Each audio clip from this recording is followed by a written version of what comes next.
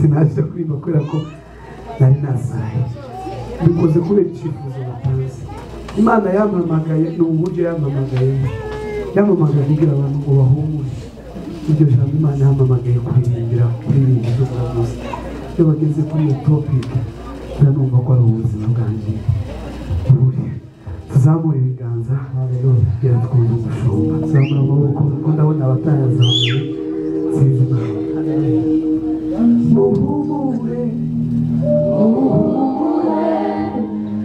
ufite imana ikomeye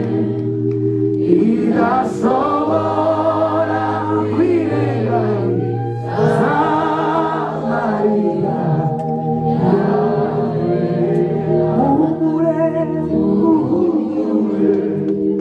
Muhumure dufite imana ikomeye idashobora kwirengagiza amarira yabera.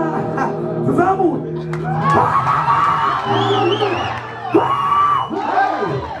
twongera tuzamure irindi rimwe gusa.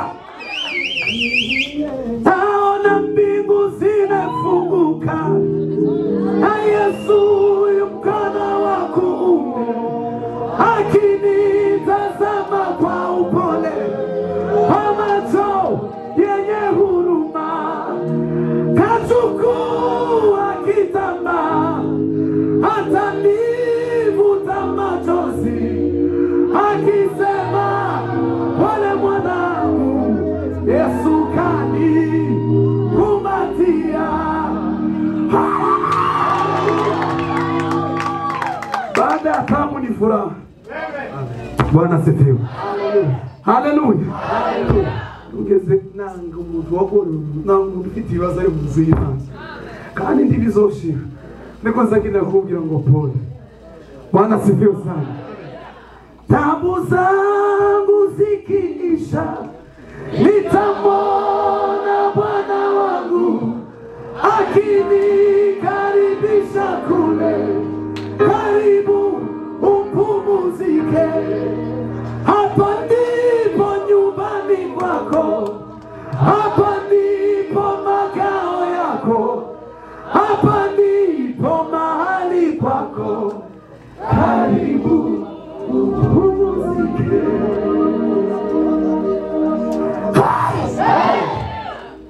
Bwana asifiwe sana.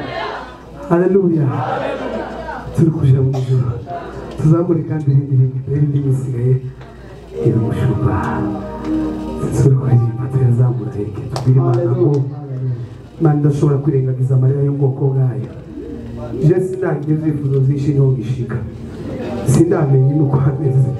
Ariko wifite Yesu abibuke. Haleluya. Neza. Tuzamura amaboko.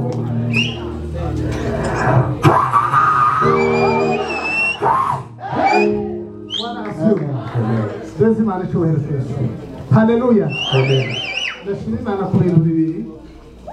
Ijambo rya mbere ndashimira kuri iki giterane cy'abamama. Imana yahaye kugira ngo musohore ibande muri iki gihe ese mwavuze ngo n'indirimbo zingahe mufite 10 indirimbo 10 hari bamwe bari kwikorakora bagasohora indirimbo imwe cyangwa bakora igitangazo zikaba zibiri ariko bo bakoze indirimbo 10 hano muri Amerika bavuze ngo wowe na mama basohora indirimbo n'abandi hano muba mu bambere mureke dushime Imana kuko mwabaye twarikaze hano